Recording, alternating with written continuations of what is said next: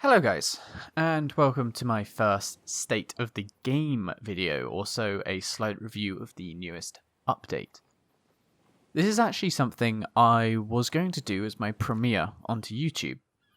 Having spent around about 30 hours scripting, recording, and then ultimately scrapping a massive review of the entire game several months after launch. But I want it said and out of the way now. My views are sometimes a little controversial. I know that there are people out there that will defend this game and its faults with fierce determination, but I'm hoping that most of us are mature enough to be able to handle other people's points of view, even if they go against our own.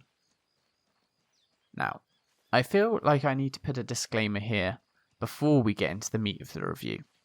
I feel that for a review to be worth your time as a viewer, it is on me to provide you with the context of my opinion.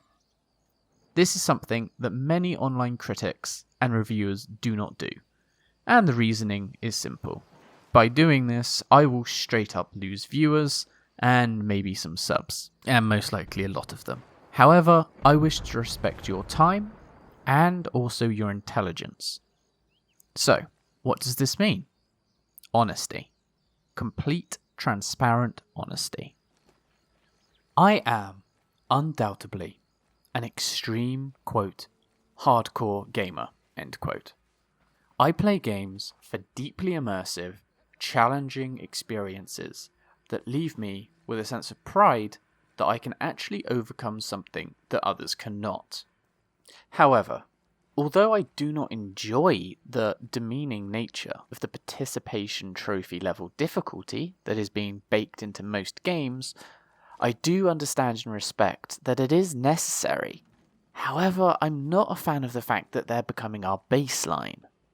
Alongside the difficulty issues, I also found that I've long lost the sense of childlike enjoyment that comes with mindless action gameplay.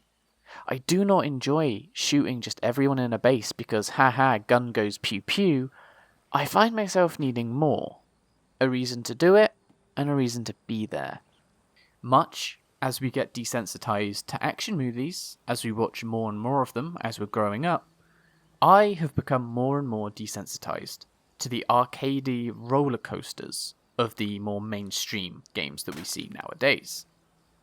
But why does this fucking matter, I hear you ask? Well, this is the mindset that shapes my opinions of all the games I play.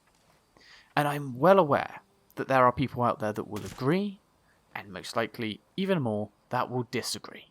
And that is fine. Many people look to online reviews merely as a way to reaffirm their own opinions and their own biases, not really wanting to actually hear an opinion which differs from their own. And if you are one of these people, you may not like this video. If all you're wanting to hear from me is nothing but glowing praise of the game, please leave now.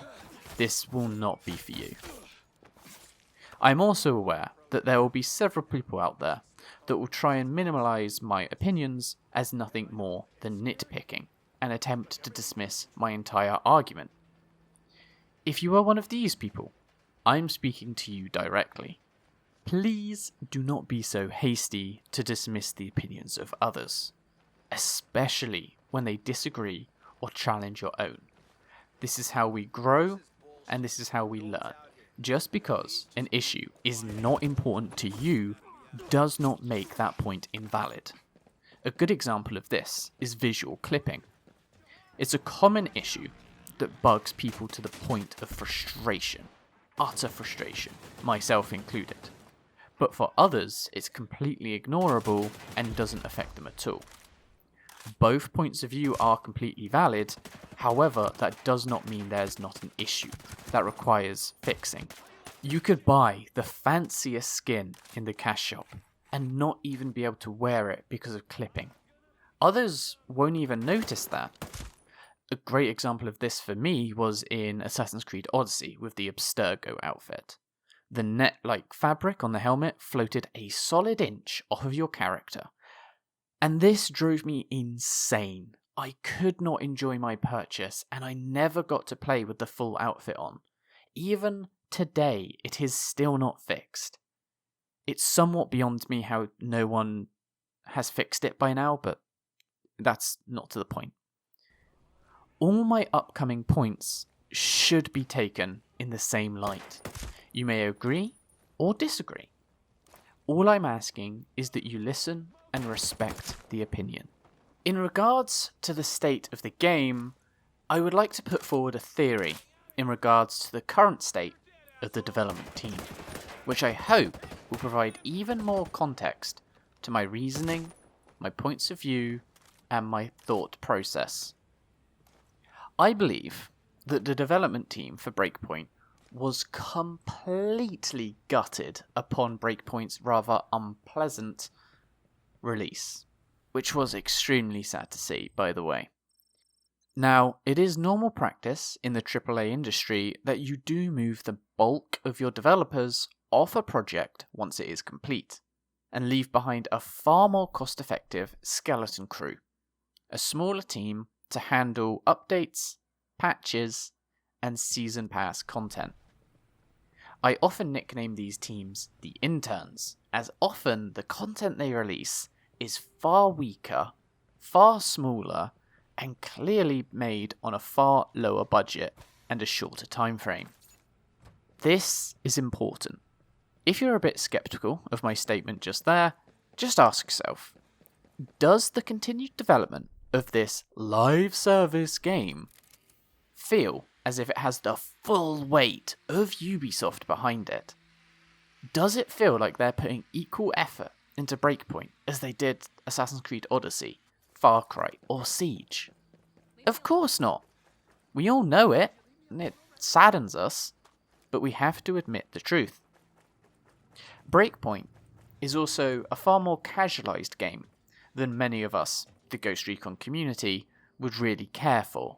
And when the casual gamers left after the first month, as they always do, it is us, the more hardcore fans, that are left behind, with a game not entirely made for us, anxiously waiting on each patch, hoping that it will slowly bring the game back to its core pillars, which, to their credit, they have made baby steps towards with the release of the immersive mode and a few smaller updates, but we're a long way from home.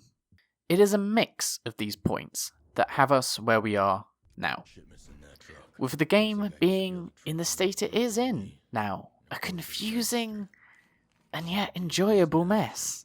Now, with all that out of the way, I hope that I've given you enough information for you to decide whether or not you're willing to listen to my opinion, or if you're going to be against me from the outset. Because here we go. My thoughts on the latest update. Let's start at the beginning, with the cinematic teaser they showed at the Ubisoft Forward event. So, there I was, sitting there, eating my popcorn, watching the event, almost exclusively looking for the Breakpoint section, which of course never came. All we really got was the trailer and a sentence or two. This did nothing to soothe my worries that Ubisoft was trying to forget that Breakpoint existed. However, the trailer did cause our Discord server to explode in a brief moment of fanboyish hope and hype, myself included. Up until the Rebel Uprising event, the island had felt extremely static, lifeless, and really rather dull. I don't think anyone with the power of critical thought would be able to disagree with me here. With the Rebels came a feeling of life and fluidity, which was removed with the promise of their return in the future. And here comes this trailer, showing the introduction of another faction coming to the island. I had hopes that they were going to use this, and use the Bodark as they did Unidad to the cartel, and breathe some life into the island. Sadly, this is just not the case. They don't even have their own soldiers, and now this is obviously meant to be explained away by the fact that they're working with Sentinel. But truthfully, it just comes across as lazy, lacking any creative vision, or that they just don't want to introduce any variation type. We haven't had a single enemy type since the game's release. Jesus. Of course, I knew none of this at the time, so I sat patiently and I waited. Moving forward to the release of the update, obviously day one was full of hype and anticipation. So, I've played the event, I've completed the event. What are my thoughts? Well, in an attempt to give this review a little bit of structure as best I can, I'm going to break it down into several different subsections and we'll go over them all relatively briefly. Starting off with the design. The design of this update shows signs of ambition and vision. One of the interns had some great ideas, and actually managed to get some of those great ideas greenlit by the higher-ups. This is great. Even when it comes to the design of the missions, they are finally using some of the game mechanics, as well as interesting moments of environmental storytelling. However, all this intrigue and mystery surrounding our new characters is fucking ruined by some of the goddamn laziest, awful writing direction I think I have ever seen. Now, I found nearly all of the Bodark operatives very interesting. Far more interesting than I found Walker, Stone, or Hill, even though the amount of time they are interacting with us can be counted in seconds, not minutes. In those seconds, they showed more personality than the entirety of the main story. Of course, this is my own opinion. So Ubisoft, why were they not built upon? There was not a single cutscene in the entire update. Not even one of your lazy, conversational camera locking scenes. Nothing. This has to be incompetence or laziness. And it only stands to support the fact that they are a skeleton crew of either less experienced developers or they're veterans who are just bored, lazy, and clearly underfunded. Anyway, the structure of the DLC itself is very standard for Ghost Recon now. You have a plethora of targets, and you're free to pick and choose who you go for. Which is okay, but you're not really introduced to them in any way, other than a lazy conversation with Scott Mitchell over the comms, which is a topic we will return to momentarily. But you're introducing new characters to us, and you don't even introduce them well. Anyway, to take a break from the bad, let's have a look at what they did well. So, they actually went to a moderate amount of effort to actually change the environment in the missions. Mainly just by plastering the Bodark logo on every flat surface they could find. However, it was nice to see that some effort had been put in. A great example of this is the Medusa mission, where you have to raid the World Seed Vault, the interior of which has been heavily redecorated. This actually had me saying, "Oh my god, this is pretty cool," out loud. Another great example of this is the mission where you have to track someone through the snow, following a blood trail, which isn't really an impressive gameplay mechanic by 2016 standards. Nevertheless, I felt some joy at the fact that they were doing something a bit more interesting than just run here, press X on map, or run here, press X on person. It was refreshing while also serving as a bitter reminder of how much potential this game holds, and that Ubisoft is just not creative enough to tap into. They did also play with the lighting and the music far more than they ever did in the base game. This was actually really nice to see, and it added a lot of tension to the gameplay. The final fight with Stone is actually a fantastic example of this. And you will stand witness. Need to unlock the room to stop Stone. I'm running out of time. Another great part of the design on display here has to be the gameplay consequences. And I can't overstate this enough. This is hands down my favourite, probably my favourite part of the game, full stop. In some of the missions, you actually matter. How you do, what you do, fucking matters for once. Oh my god, Ubisoft, fucking Christ, finally, how long did it take you to learn how to make an interesting mission? What I mean to say is this. Within a few of the missions, there are small, almost gimmicks that are affected by the player.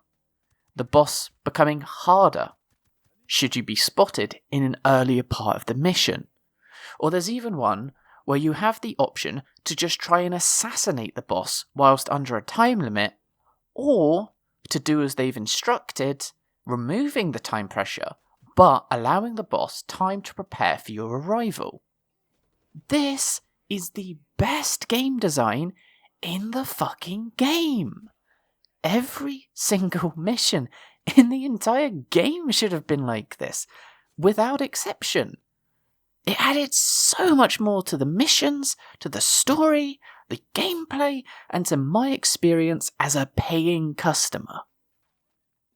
Equally good, though I know this isn't an entirely new concept, but nevertheless I was glad to see it, is that they use the intel that you recover throughout the missions as actual useful info, pointing you to secret entrances to bases to help you sneak in undetected. A very nice touch, and I'm glad to see it happening more.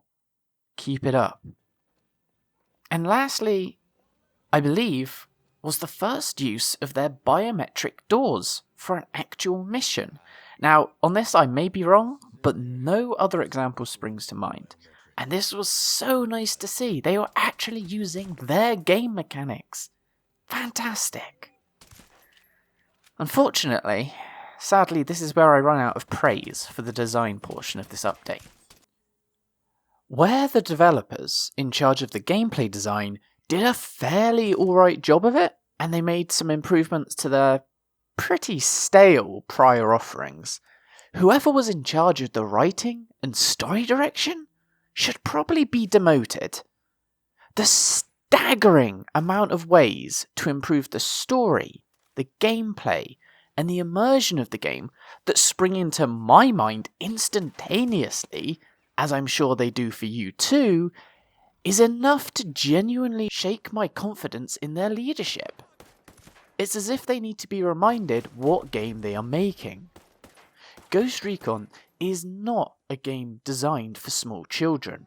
It's meant to be a semi-realistic, military, often multinational story involving political intrigue and characters with interesting motivations. El Sueño from Wildlands was one of the most badass villains in recent memory. He wasn't over the top, he wasn't dramatic, and he wasn't insane. He was calm, calculated, exuded a cold intelligence and confidence, along with an aura of mystery, which only got more and more interesting if you looked into the intel from the collectibles. His reasoning was, as it is with all great villains, somewhat understandable and realistic when you looked at it from his point of view. Hell, I almost wanted to help him. El Sueño was written extremely well. Stone, on the other hand, was written like a rejected cowboy anime villain. His dialogue feels as if it was written by a 14-year-old who wanted to try and make him sound so badass, but it ended up coming through as stomach-crunching cringe. To derail me with your schemes, but you can't prevent my triumph.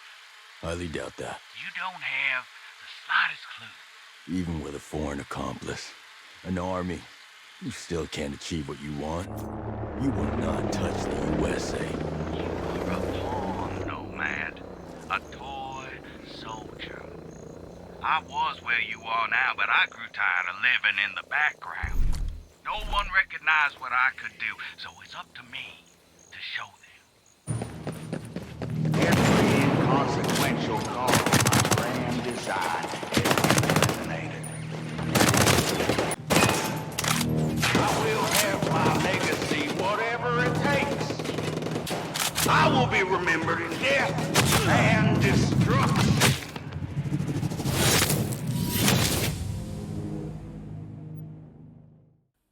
I actually had to drop the controller and laugh my ass off almost every time Stone had something to say. Honestly, the writing team should be ashamed of themselves for this one. They finally had a chance at making an interesting story by involving Russia, perhaps even leading to us being able to have a few missions down the line where we go to Russia, experiencing a new map. Maybe these would be far more scripted, but it would be a very welcome change from the now extremely boring and dull Aurora. But instead, we got the most cliché, ooh, it's all about my evil legacy, supervillain bullshit that makes everyone over the age of 12 roll their eyes until they fucking rupture a blood vessel. So much lost opportunity and wasted potential in just one update truly has me terrified for the rest of the game's development. Breakpoint needs and deserves the attention that Ubisoft gives to games like For Honor or The Division. Instead, it feels like Ubisoft are doing the bare minimum to pump out enough content to complete their obligation to Season Pass holders, and then quietly let the game wither and die in the darkroom at the corner. Now, I know that if anyone from Ubisoft watches this video, they're going to go and cancel my application to Delta Squad pretty sharpish. But I feel that this needs to be said. It's not too late for them to rescue this franchise, but it's clear that their vision for the game has truly gone off course. And yes, this update is a baby step in the right direction. However, it shows worrying signs for the future, and we would be fools to ignore that. Let's get back on target before I go on an hour-long rant. Let's briefly return to the way in which we learn about our new enemies, through over-the-radio conversations with Scott Mitchell, a legend of the series. Again, there's not a single cutscene for him, not even a video call. Absolutely nothing, despite Ubisoft making a full character model for him as a reward for the missions, but he's not in the game at all. This, I know, will be seen as nitpicking, but it really bugs me, as it's just more laziness that they just casually try to explain away by the lore. This segues quite nicely onto my next topic, which is the voice acting in this episode. For me, the voice acting in this episode felt really bland and flat. Now, I played with the male Nomad, who just seemed to... He didn't give a fuck. He just didn't do a very good performance, of my own opinion. Now, I took this to my community Discord and posed the question to them. And the results were fairly agreeable. Nearly everyone felt that besides Stone, and apparently the female Nomad, the performances felt rather low effort and rushed. Now, we all know that if we asked Ubisoft, they would try and blame the pandemic. But I find that unacceptable. I myself work with voice actors during the production of my Milsim series, and I edit that all together myself. And I do this with zero funds and literally zero expertise. I have no idea what I'm doing. Ubisoft has no excuse. Let's move on to something I can be fairly positive about. The cosmetics. Yeah, boy. So, this update brought with it a good handful of cosmetic items. Some realistic, mostly the Bodark equipment, and some silly. The Black Panther tribute mask, for example, it was a nice thought, but it's a bit out of place, and Same with the other masks. Sure, they look badass, but very out of place. Personally, I was super excited to see so much cosmetic content coming into the game in just this one update, and the Bodark equipment really grabbed my attention. As soon as we're able to recolor it, Ubisoft get on it, it will hands down be my favourite gear in the game. Although I'm just glad to see that they are still putting effort in there. I am sad, however, to see that they are clearly ignoring the community's requests, to the point where I'm questioning what their idea of good PR is.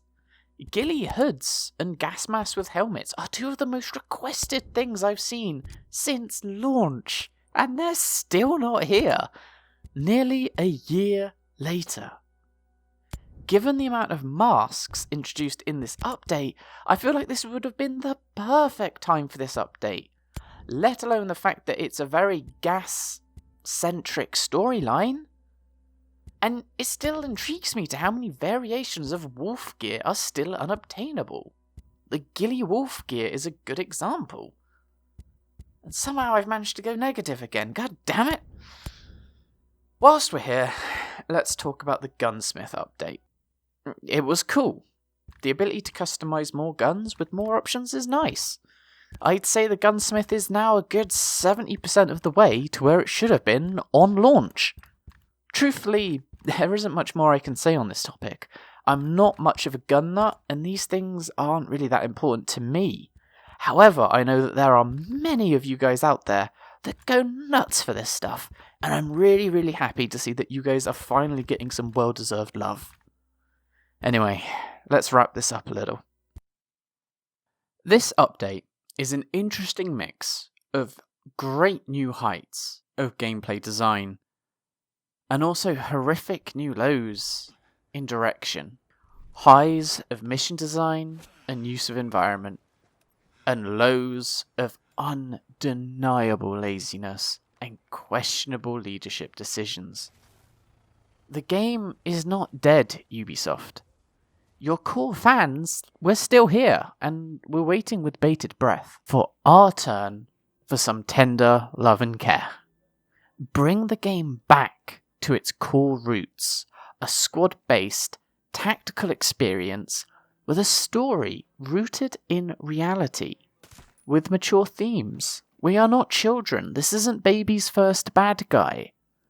Make us feel like the squad leader of a badass squad, and not just a single man so overpowered he would give James Bond a hard-on.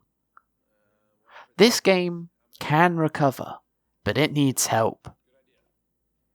It needs the fanbase to come together, discuss what it is we want from the series now. Agree, and then stand up, united, and scream, politely, of course, at them, and show them what they need to do. It is clear they are a little lost, and the game is having an identity crisis. And it's our job to help, whether they want it or not. This update stands to show us the bright potential that this game has, but is not being realised. This was a great time and place to permanently shake up the island, introduce a new enemy faction, enemy variety, maybe even new islands. I would love to have some more curated missions, far more scripted and dramatic. These missions showed promise, UB. Now it's time to step up to the challenge, knuckle down and hit us with something bigger and better, and sooner rather than later. Show us that you are not just the interns. Show us that you've got some balls and save this franchise. Also, if you just want to cheat and have this game explode in player count, player retention, and recurrent player spending, then just add A, a map editor, like from Far Cry, or B, allow for player mods. This will instantly save this game. People would be playing all year round, not just a week after an update. Imagine the possibilities. Now, I know Ubisoft are way too terrified that it would become waifu sim overnight, and it probably would, but perhaps just limit it to non-cosmetic mods, or when it does come to cosmetics, do a warframe. Have players submit content, and then when it's approved, you can sell it on your cash shop, giving the creator a fair cut of the profit for their work. Player engagement would then explode. You'd get so much praise and so much good PR, and we goddamn well know that you guys need it right now. The content in the game would also increase exponentially. The community itself would grow instead of shrink.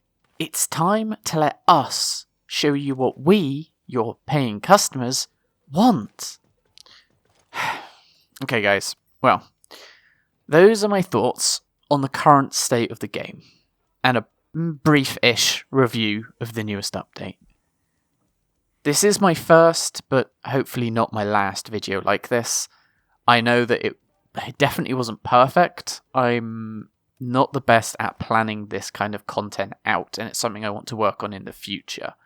There are points I've missed, points I've noticed only after coming back.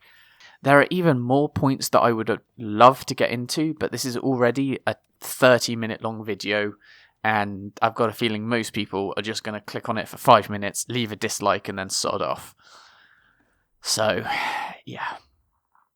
If people are interested in hearing more of my thoughts, I mean, I have quite strong opinions on pretty much anything in this game.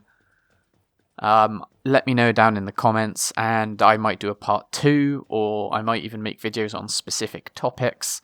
Let me know down below, guys, what you'd like. And I just want to thank each and every one of you who've made it this far. Whether you agree with me, disagree, or outright hate my bones, thank you at least for listening. I know my viewpoint can be a little extreme at times, but it's because I truly care deeply for this game and the franchise. I want it to be the best it can be, a game that Ubisoft can be proud of and we can herald. The community itself is rather fragmented and volatile at times. I hope that we can come together and save the game that we all love despite its flaws. And it's people like you, the ones that are listening to me right now, that are the ones that can help do that. We know that they read the Reddit and the forums, but they keep it on the down low. So use your voices. Remain polite and civil at all times. Being toxic will only make them close up even more. Help lead the devs back to the right path. Also, check out channels like G Money Mozart. The dude covers Breakpoint on a higher level. And he also has a very good understanding, I believe, of what it is we, the community, actually want.